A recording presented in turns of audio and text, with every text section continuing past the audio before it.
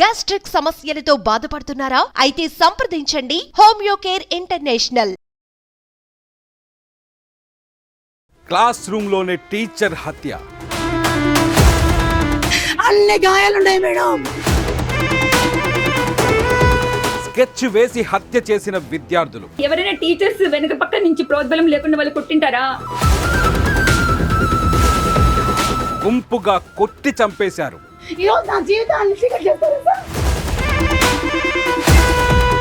పిల్లలా వీళ్ళు హంతకుల? పూర్తి టీచర్లు తర్వాత ఆ పిల్లలు వాళ్ళే పూర్తి బాధ్యత. మీ పిల్లలు ఇలానే ఉన్నారా? Welcome to Suman TV. నేను మీ సుమన్ టీవీ. నాకు సార్ రాయచోటి స్కూల్లో జరిగినటువంటి ఇన్సిడెంట్ ఏంటి సార్? అసలు దేనికి సంబంధించింది ఎగ్జాక్ట్? నాగరాజు గారు, యాక్చువల్గా రాయచోటి స్కూల్లో ఇప్పుడు కంప్లీట్గా హాట్ న్యూస్గా నడుస్తుంది. ఈరోజు వైరల్ అవుతున్నటువంటి న్యూస్. అందరూ కూడా అవాక్ అయిపోయారు.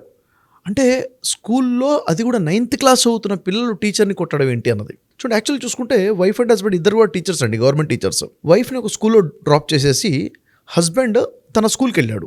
వైఫ్ చెప్తున్న దాని ప్రకారం ఏంటంటే హస్బెండ్ చాలా డిసిప్లిన్ మెయింటైన్ చేస్తాడు, పంచువల్గా ఉంటాడు, డైలీ లెసన్ ప్రిపేర్ అయ్యి టీచర్స్కి చాలా బాగా బోధిస్తాడు. అంటే ఇది మొత్తం కూడా మనకి వైఫ్ ద్వారా తెలుస్తుంది.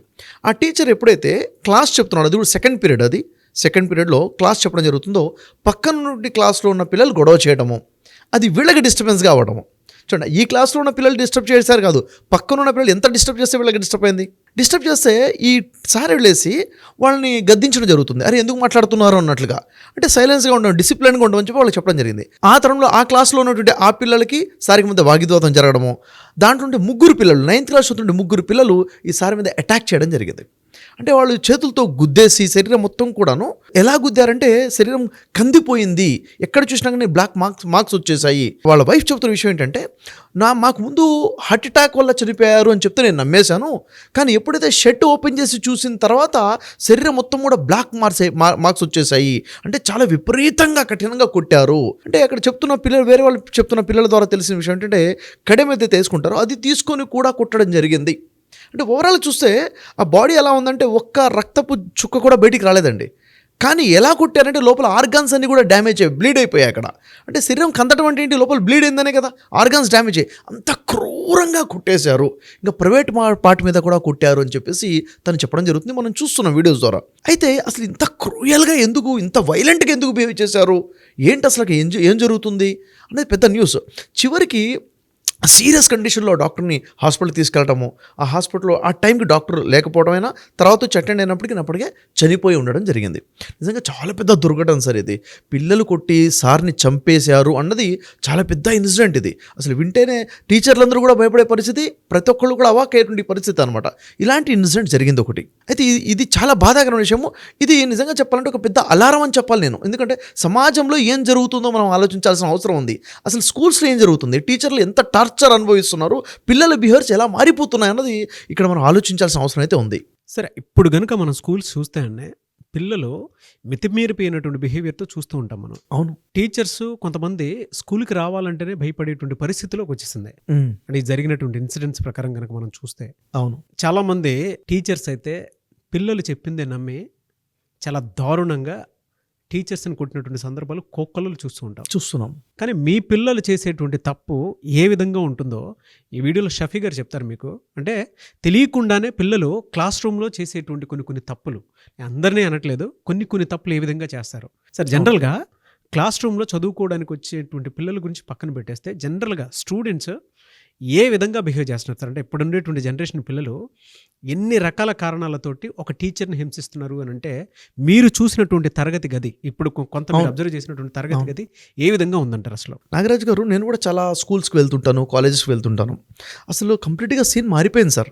మనం చదువుకునే రోజుల్లో చూసుకున్నట్టయితే అప్పుడు అసలు టీచర్ అంటే, గురువు అంటే ఎంత రెస్పెక్ట్గా ఉండేది, ఒక భయం ఉండేది మనకి. ఇప్పటికి కూడా నా టీచర్స్ నేను గుర్తు చేసుకుంటే ఆ రెస్పెక్ట్, వారు ఎప్పుడైనా కనబడి వెంటనే చేతులు కట్టేసుకుంటాం ఎక్కడ కనిపిస్తే. ఇప్పటికి కూడాను ఆ రెస్పెక్ట్ ఉంది. యాక్చువల్గా ఈరోజు నేనున్నానన్నా, మీరున్నారన్నా, ఒక డాక్టర్ అయినా, ఇంజనీర్ అయినా, దేశ ప్రధాని అయినా కానీ ఎక్కడి నుంచి వచ్చారంటే ఒక టీచర్ ప్రిపేర్ చేస్తేనే కదా, అక్కడి నుంచే నిర్మించబడ్డాం మనము. కానీ అంత రెస్పెక్ట్ఫుల్గా ఉన్నటువంటి ఆ పొజిషను, ఆ గురువు ఈరోజు ఆ రెస్పెక్ట్ లేదండి. నిజంగా చెప్పాలంటే ఒక హేళనకి గురైపోతున్నారా అనిపిస్తుంటుంది. నిజంగా టార్చర్కి గురవుతున్నారు టీచర్లు అనేది వాస్తవము. చాలామంది స్కూల్కి వెళ్ళలేక స్కూల్ మానేసే వాళ్ళు కూడా ఉన్నారు. అవునా, నిజంగానే ఇలా ఉందంటే నిజంగానే ఉంది. టీచర్స్ అంటే పిల్లలందరూ ఒకలాగా కాకపోయినా కానీ ప్రతి క్లాస్ రూమ్లో ఒకడో ఇద్దరో ముగ్గురో కొంతమంది ఉంటారు టీచర్స్ని హింసించే వాళ్ళు ఉంటారు. చాలా రకాలుగా ఉంటాయండి, మనం చెప్పుకుంటూ వెళ్తే చాలా ఉన్నాయి. మీకు కొన్ని ఒక 10 పాయింట్స్ అనేది మీకు చెప్పే ప్రయత్నం చేస్తాను. ఎలా హింసిస్తారు అన్నది, టీచర్లు ఎంత బాధపడుతున్నారు, వాళ్ళ పెయిన్ ఏంటన్నది. ఎందుకంటే వాళ్ళ పెయిన్ వాళ్ళు వచ్చి బయటికి చెప్పుకోరు. నిజంగా నేను స్కూల్స్ని చాలా దగ్గరగా చూస్తాను, పిల్లల్ని దగ్గరగా చూస్తున్నాను కాబట్టి కొన్ని పాయింట్స్ చెప్తాను. ఇవి గమనించి పేరెంట్స్ కూడా వాళ్ళ పిల్లల్ని సరి చేసుకోవాలి. యాక్చువల్గా ఈ వీడియో చూడటం వల్ల నాకు తెలిసి ఒక మార్పు వస్తుంది అన్న నమ్మకం అయితే నాకు ఉంది. మార్పు రావడం కోసం ఉపయోగపడాలి ఈ వీడియో ఇది. ఎలా అంటే నాగరాజు గారు, స్కూల్లో టీచరు ఆ రోజు ఒక క్లాస్ చెప్దామని ప్రిపేర్ అయ్యి, ఈ క్లాస్ పిల్లలు ఫస్ట్ టైం వింటున్నారు కదా, వాళ్ళకి ఎలా చెప్తే అర్థమవుతుంది అని చెప్పేసి పాయింట్ వైజ్గా తయారు చేసుకొని దాని మీద క్వశ్చన్స్ తయారు చేసుకొని ఈ క్వశ్చన్ రూపంలో చెప్పాలి. ఎంతో ప్రిపరేషన్తో టీచర్ వస్తారు. వచ్చిన తర్వాత ఆ క్లాస్ రూమ్లో ఉన్నటువంటి 30-40 మంది ఉంటారండి. దాంట్లో ఒకరికి చెప్పగానే అర్థమవుతుంది, ఒకరికి కొంచెం కష్టంగా అర్థమవుతుంది. అందరికీ అర్థం అవ్వాలన్న ఉద్దేశంతో ఎంతో ఇన్వాల్వ్మెంట్తో ఎక్స్ప్లెయిన్ చేయడం మొదలుపెట్టి బోర్డు మీద ఏదైనా రాసే ప్రయత్నం చేస్తుంటే ఆ టైంలో క్లాస్ రూమ్ డిస్టర్బెన్స్ స్టార్ట్ అవుతుంది. వెనక నుంచి సీరియస్నెస్ చూసారా టీచర్ యొక్క సీరియస్నెస్, ఈ కాన్సెప్ట్ వీళ్ళకి అర్థం అవ్వాలి, ఈ పాఠం వీళ్ళకి అర్థం కావాలి అని ఇంత సీరియస్గా ఇన్వాల్వ్ అయిన క్రమంలో ఇటు బోర్డు మీద రాస్తుంటారు, అక్కడ గుసగుసలు మొదలైపోతాయి, విస్పరింగ్ మొదలైపోతుంది, చాటింగ్ మొదలైపోతుంది. అరే ఏం చేసావరా, ఎక్కడున్నారా అని వీడు పక్కడితో మాట్లాడటం, వీడితో మాట్లాడటం. అంటే టీచర్ వినరా, విస్పరింగ్ అర్థం కాదా అనుకుంటారు. టీచర్ వినిపిస్తుంది. వినిపించిన తర్వాత ఆ టీచర్ చెప్పాలనుకుంది చెప్పాలా, డిస్టర్బ్ అయ్యి వెనక్కి తిరిగి చూడాలా, అరే సైలెన్స్ అని వెనక చెప్తున్నారు అని వీళ్ళ చిట్ చాటింగ్ నడుస్తూనే ఉంటుంది. అయితే టీచర్ వినిపిస్తుందన్న విషయం వీడికి అర్థమైతే వీడేం చేస్తాడు, చిట్టు మీద ఏం చెప్పాలనుకో చిట్టు మీద రాసి అరే వాడికి అంది అని చెప్పేసి వీడిని కొట్టడం, వీడికి ఇవ్వడం, వాడికి అందించడం. అంటే ఒకళ్ళు స్లిప్స్ అందించుకుంటూ వెళ్తుంటే ఈ డిస్టర్బెన్స్ వాళ్ళకి అర్థం కదా. ఎవరో ఇద్దరు ఉంటారండి డిస్టర్బ్ చేసేవాళ్ళు, మధ్యలో 10 మందిని డిస్టర్బ్ చేస్తారుగా. దీనివల్ల టీచర్ ఎంత ఇబ్బంది పడతారు, ఎంత టార్చర్ అనుభవిస్తారు.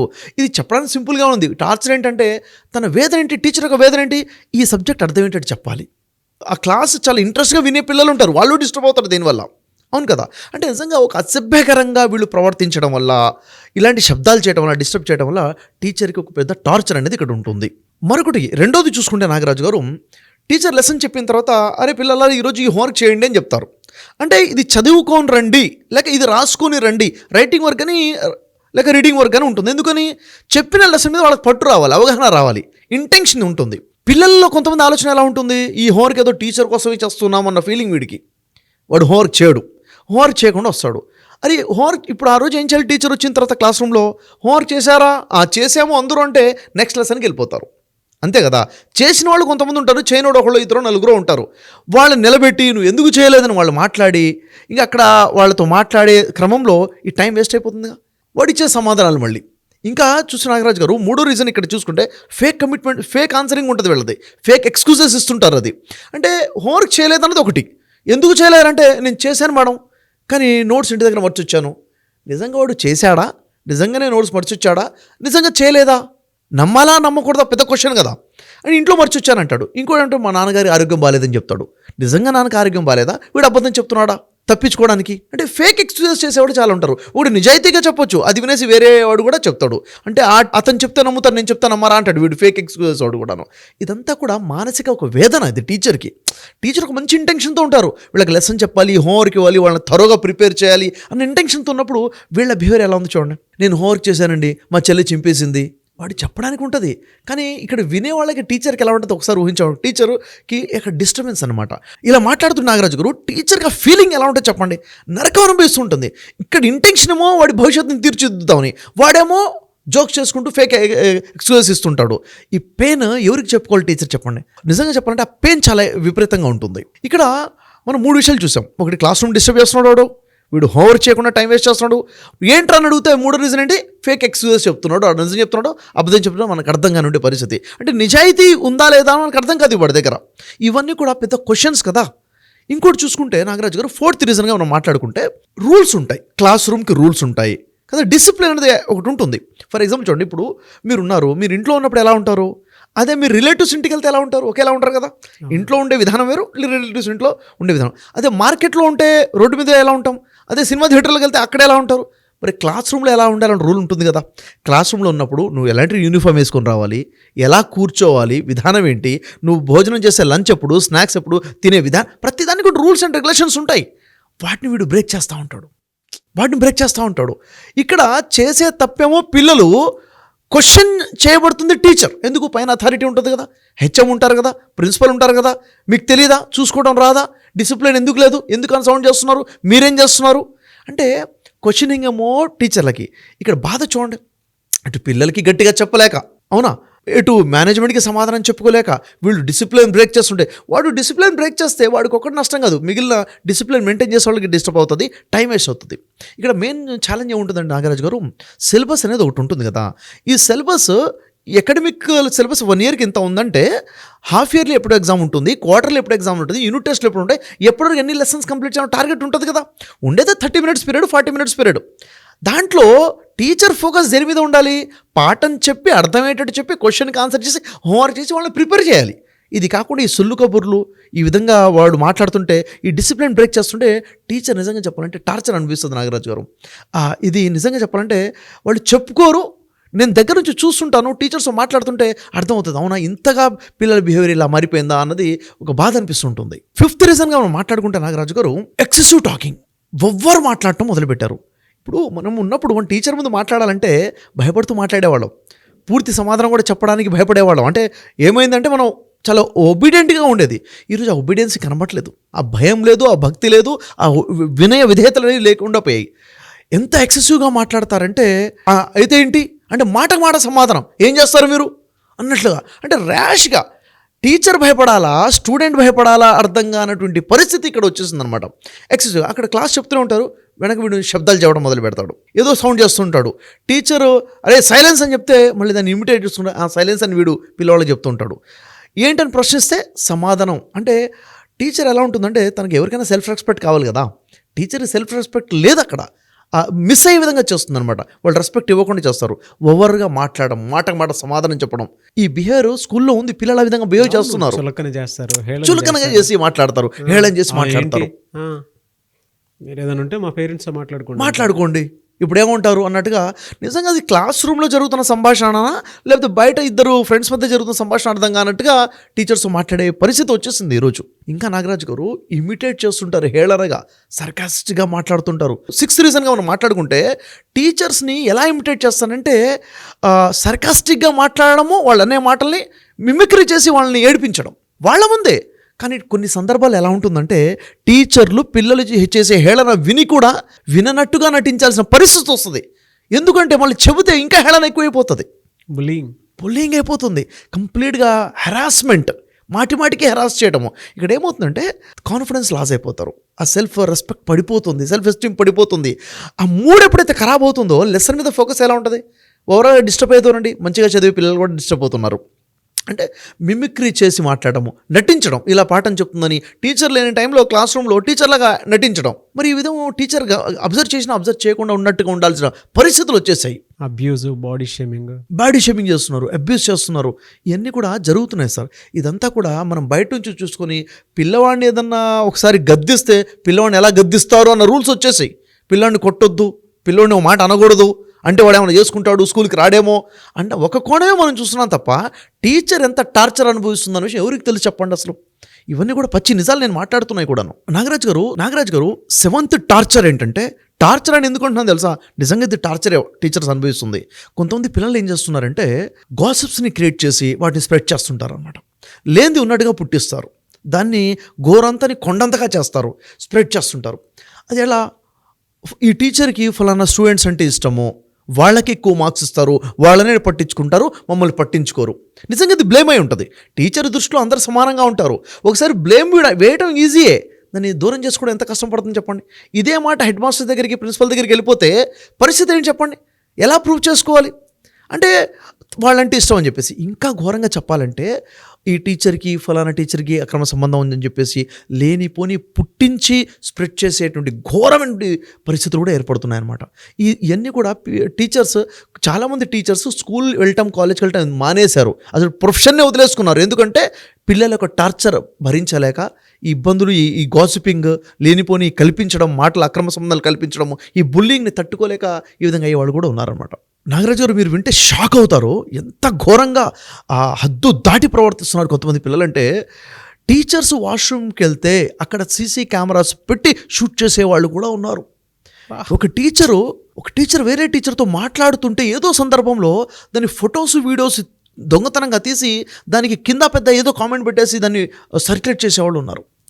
ఎంత ఘోరంగా ఉందంటే బాడీ షేమింగ్ చేయడము, అక్రమ సంబంధాలు చేయడము, అసలు ఏం జరుగుతుంది, వీళ్ళు అసలు విద్యార్థులా అన్నట్లుగా ఉంది. మీరు ఇవి తింటే పేరెంట్స్ నమ్మరు, మా పిల్లలు ఇలా ఎందుకు చేస్తారంటారు. ఎవడు కూడాను అక్కడ ఏం చేస్తున్నాడో బయటకు రాదండి, బయట పడేంతవరకు కూడాను ఇలాంటి సిచ్యువేషన్ జరుగుతున్నాయి. ఎందుకు టీచర్ షేర్ చేస్తున్నారు, టీచర్స్ మాత్రం చెప్పుకుంటే తెలిసే బాధ ఇవన్నీ కూడాను. 8th టార్చర్ ఏంటంటే నాగరాజు గారు, టీచర్ ఫోకస్ మొత్తం కూడా లెసన్ చెప్పాలి, వాళ్ళకి జీవితాలు తీర్చిదిద్దాలన్న ఫోకస్ మీద ఉంటారు. వాళ్ళకి టార్గెట్స్ ఉంటాయి, అంటే ఈ సిలబస్ కంప్లీట్ చేయాలన్నది టార్గెట్ ఉంటుంది కదా. ఇక్కడ చూసుకుంటే ఇక్కడ ఫోకస్ ఏమో క్లాస్ చెప్పే విధానంలో పాఠం చెప్తుంటారు, వెనక నుంచి ఇద్దరు కొట్టుకుంటూ ఉంటారు పిల్లలు. వాడు నన్ను గిచ్చాడు, వీడు నన్ను నెట్టేశాడు, వాడు నన్ను గుద్దేశాడు, ఈ కంప్లైంట్స్. ఇప్పుడు టీచరు వాళ్ళ గొడవలు సాల్వ్ చేసుకుంటూ కూర్చోవాలా, సిలబస్ కంప్లీట్ చేయాలా? అంటే సిచ్యువేషన్ నరకం అనిపిస్తున్నారండి నిజంగా. అంటే ఇప్పుడు వాళ్ళిద్దరి విషయంలో మాటలు మొదలు పెడితే వీడినంటే వాడికి కోపం, వాడినంటే వీడికి కోపం, కంప్లైంట్స్ ఇంటి దగ్గరికి వెళ్ళిపోతాయి, మళ్ళీ మేనేజ్మెంట్ దగ్గరికి వెళ్ళిపోతాయి. అంటే ఏదో ఎప్పుడో ఒకసారి కాదు, డైలీ సిచ్యువేషన్స్ ఉన్నాయన్నమాట. అంటే పిల్లలు క్లాస్ రూమ్కి వస్తుంది ఎందుకు అన్న బేసిక్ కామన్ సెన్స్ కూడా వాళ్ళకి లేకుండా పిల్లలు కొట్టుకోవడము, వీడి వస్తువులు వాడు తీసుకోవడము, వాడి నోట్స్ విడిచించేయడము, ఇది అంటే ఏజ్ చిన్నపిల్లలు చేస్తున్నారంటే నాగరాజు గారు కాదు, 9th class 10th class intermediate స్కూల్లో పిల్లలు కూడా ఇలాంటి బిహేవియర్ కలిగి ఉన్నారు. ఈ ఇంపాక్ట్ మొత్తం కూడా టీచర్ మీద పడుతుంది. అంటే నలిగిపోతుంది ఎవరు ఇక్కడ, టీచర్ నలిగిపోతున్నారు. ఎందుకంటే వాళ్ళు అవునన్నా తప్పే, కాదన్నా తప్పే, వీడికి సపోర్ట్ చేసిన తప్పే, వాడికి సపోర్ట్ చేసిన తప్పే, ఫోకస్ ఎక్కడ చేయాలో అర్థం కావట్లేదు. ఏమైనా మాట్లాడితే మీకు అవసరమా, మీరు ఎందుకు ఇన్వాల్వ్ అయ్యారు అని చెప్పేసి టీచర్ మీద ప్రెజర్ కూడా వస్తుంది.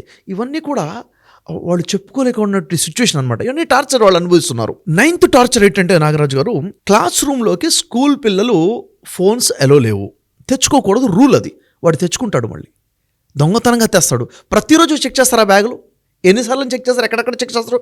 వాడు తెస్తాడు, తెచ్చిన తర్వాత అక్కడ క్లాస్ చెప్తుంటే వీడు ఇక్కడ వీడియో గేమ్ ఆడుకుంటూ కూర్చుంటాడు. ఇద్దరు తెచ్చుకొని వాడు అక్కడ గేమ్స్ ఆడుకుంటూ కూర్చుంటుంటారు. వాళ్ళిద్దరు ఆడుతున్న విషయం ఇంకా నలుగురు డిస్టర్బ్ అవుతారు. అవునా, ఇది మొత్తం కూడా క్లాస్ రూమ్ డిస్టర్బెన్స్. వాడు దానివల్ల క్లాస్ రూమ్ అర్థం చేసుకోడు, వాడికి మార్క్స్ తక్కువ వస్తాయి, ఇబ్బంది ఎవరి మీద, టీచర్ మీద పడుతుంది. వీడి జీవితం వాడు నాశనం చేసుకుంటాడు, మళ్ళీ బ్లేమ్ అయ్యేది కూడా టీచర్ కూడాను. ఇంక వీడు ఇంతవరకే ఉండకుండా వేరే వాళ్ళని కూడా డిస్టర్బ్ చేస్తాడు. ఆ ఫోన్ తెస్తే అమ్మాయిల ఫోటోలు తీయడం, అబ్బాయిల ఫోటోలు తీయడం, దాన్ని ఇంకో విధంగా వైరల్ చేయడం, టీచర్ వీడియోస్ తీయటము, ఫోన్ తీసుకొచ్చి కంప్లీట్గా మిస్యూజ్ చేస్తుంటారు అనమాట. ఇవన్నీ కూడా టీచర్ ఫేస్ చేసే ప్రాబ్లమ్స్. ఇంకా ఏదైనా విషయంలో మాట్లాడి ఏదైనా చేస్తే మా పేరెంట్స్కి కంప్లైంట్ చేస్తా అన్నట్లుగా తయారైపోయి. ఇది 10th టార్చర్. ఇది 10th ఏంటిది, పేరెంట్స్ కంప్లైంట్ చేస్తా అని చెప్పడం. కంప్లైంట్ ఏమని చేస్తాడు, ఉన్నదాన్ని మార్చి కంప్లైంట్ చేస్తాడు వాడు ఖచ్చితంగా. పేరెంట్స్ ఎలా సిచ్యువేషన్ ఉంది, పిల్లల మాట వినే పరిస్థితి ఉంది. వచ్చేసి మా టీచర్ ఇలా చేశారు, అనవసరంగా నన్ను తిట్టారు, నన్ను బ్లేమ్ చేశారు, నన్ను షేమ్గా ఫీల్ చేయ విధంగా చేశారు అని చెప్తే నిజంగా వీడు తప్పేంట్రా అని అడిగే పేరెంట్స్ ఎంతమంది ఉన్నారు నాగరాజు గారు? మా అమ్మాయిని ఎలా అంటారు మీరు, మా అమ్మాయి హర్ట్ అయితే ఏమైనా చేసుకుంటే మీరేం చేస్తారు అని చెప్పేసి అక్కడ డైరెక్ట్ టీచర్ అడగకుండా హెచ్ఎం దగ్గరికి వెళ్తే హెచ్ఎం పిలిచి టీచర్ నిలబెట్టి ప్రశ్నిస్తుంటే పిల్లల ముందు ఎంత షేమ్గా ఉంటుందో చెప్పండి. చేసింది తప్పు వీడు, ప్రశ్నించబడుతుంది టీచరు. అంటే ఇప్పుడు నేను చెప్పాలా, చెప్పొద్దా, వీడిని సంస్కరించాలా, సంస్కరించకూడదా, వీడు వెళ్ళి కంప్లైంట్ చేసి ఎప్పుడు ఏమవుతుందన్న బిక్కుమని వాళ్ళు టీచింగ్ ప్రొఫెషన్లో ఉన్నటువంటి పరిస్థితులు ఇలా ఉన్నాయి.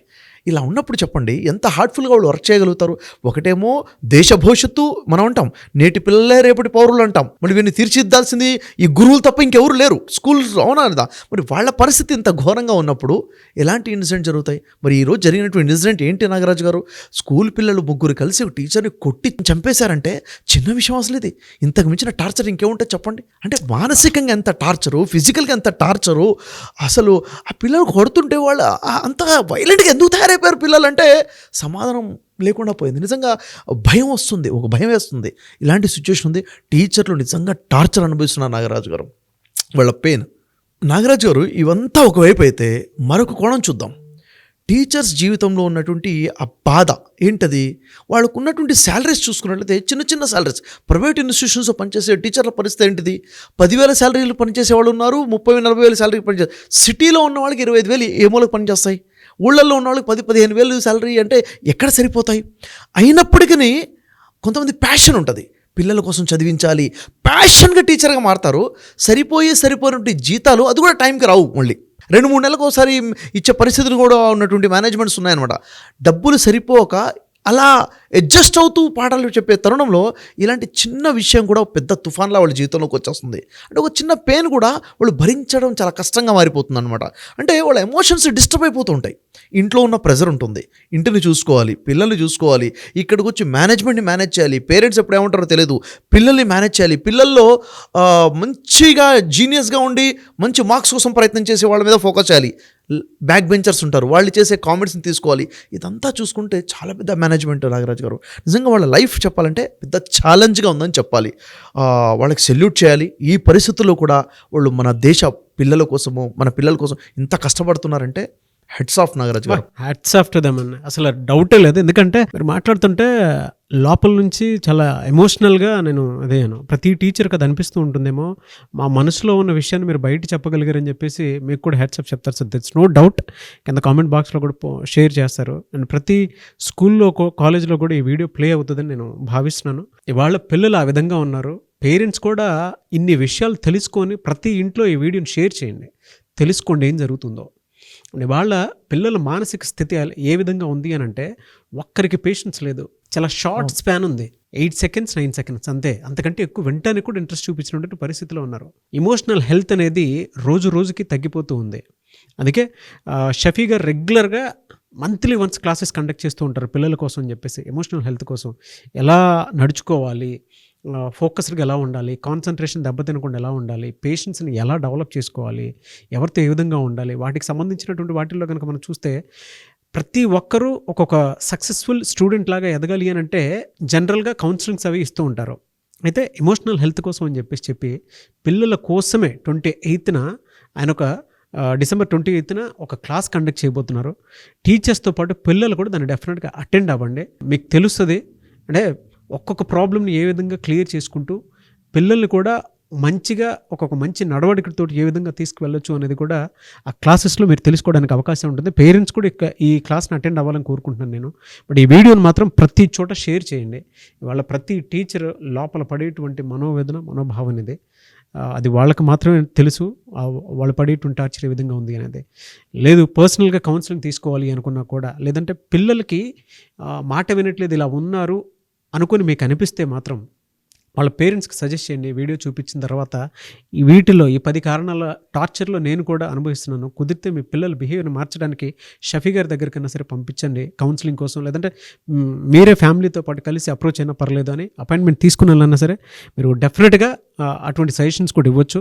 Anyways hats off to you sir, great thank you contribution to the society ఈ వీడియో తోటి. And hats off to all the teachers. Thank you and thank you so much Shafi garu. Thank you much.